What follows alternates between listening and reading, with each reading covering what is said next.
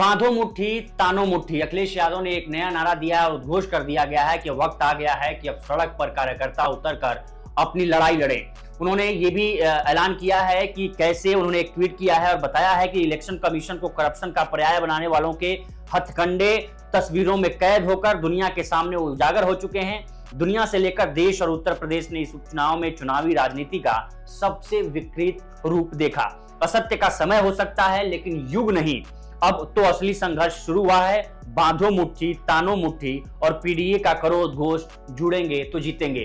अखिलेश यादव ने ऐलान कर दिया है कि बांधो मुट्ठी और तानो मुट्ठी यानी सड़क पर कार्यकर्ताओं को उतरने के लिए अपील कर दी है। और ये लड़ाई बड़ा दिलचस्प होने वाली है, साल 2027 की लड़ाई, क्योंकि झारखंड और महाराष्ट्र के चुनावी नतीजों के साथ आए यूपी के उपचुनाव के 9 सीटों पर नतीजे, जिनमें से 7 सीटें बीजेपी और 2 सीटों पर अखिलेश यादव यानी समाजवादी पार्टी की जीत सुनिश्चित हो रही है।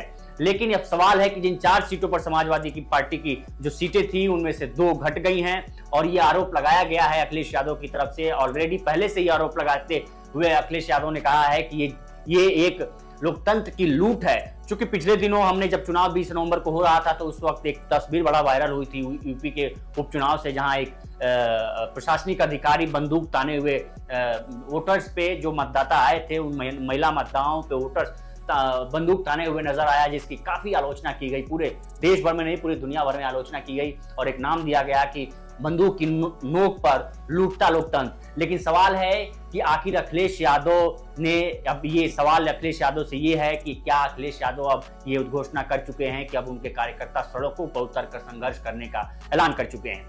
अब ये है कि क्या योगी आदित्यनाथ जो अपना इमेज, जो जानकार बता रहे थे कि ये योगी आदित्यनाथ के नाक की लड़ाई है और किसी भी कीमत पर वो 5 और 4 का आंकड़ा नहीं चाहेंगे, वो हमेशा चाहेंगे कि 6 या 7 का आंकड़ा हो, 7-2 का रेशियो हो, 6-3 का रेशियो हो। इसमें 7-2 के रेशियो में योगी आदित्यनाथ कामयाब हो गए हैं और एक बार फिर से सब उत्तर प्रदेश में अपनी पैठ और देश में अपनी पैठ को मजबूती से रखा है इस उपचुनाव में। लेकिन अखिलेश यादव ने ये कहा है, एक ट्वीट करके ये उद्घोष किया है कि बांधो मुट्ठी तानो मुट्ठी, यानी अखिलेश यादव ने खुलेआम लड़ाई का ऐलान कर दिया है और कार्यकर्ताओं से सड़क पर उतरने की अपील कर दी है।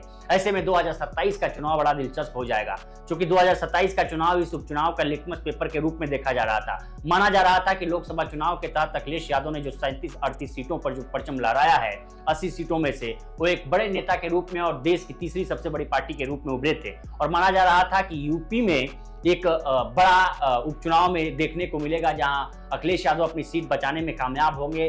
इतना ही नहीं, वो अदर सीटों पे भी अपना परचम लहराएंगे। लेकिन इसके लिए बीजेपी की तरफ से योगी आदित्यनाथ ने भी नाक का सवाल बना लिया था।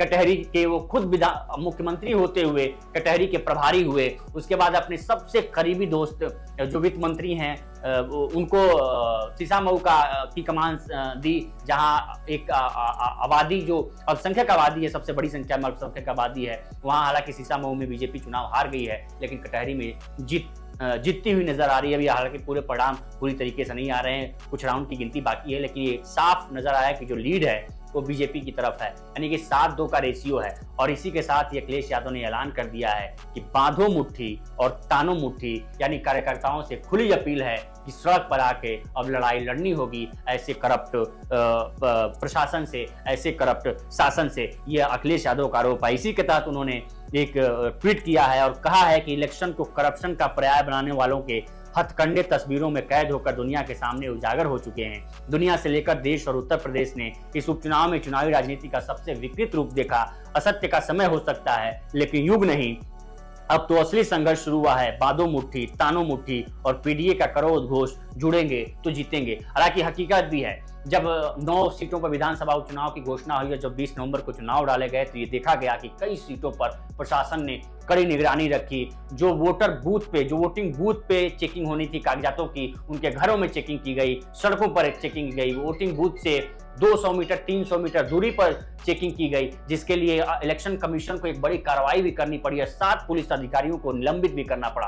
और ये जानकारों का मानना है कि उनके 20 साल के राजनीतिक करियर में पहली बार हुआ था जब चुनाव आयोग इतने बड़े लेवल पे अधिकारियों को निलंबित करता है। यानी कि कहीं ना कहीं यूपी के उपचुनाव में एक बाहरी हस्तक्षेप और सरकारी हस्तक्षेप दोनों देखने को मिला। तो फिलहाल इस वीडियो में इतना ही। आगे अखिलेश यादव क्या करते हैं, क्या तय करते हैं, उनके कार्यकर्ता क्या तय करते हैं, उनकी पार्टी क्या तय करती है, अगर कुछ भी आता है तो हम आपको बताते रहेंगे। फिलहाल इस वीडियो में इतना ही। बाकी देश दुनिया की तमाम खबरों के लिए बने रहें लोकमत हिंदी के साथ। नमस्कार।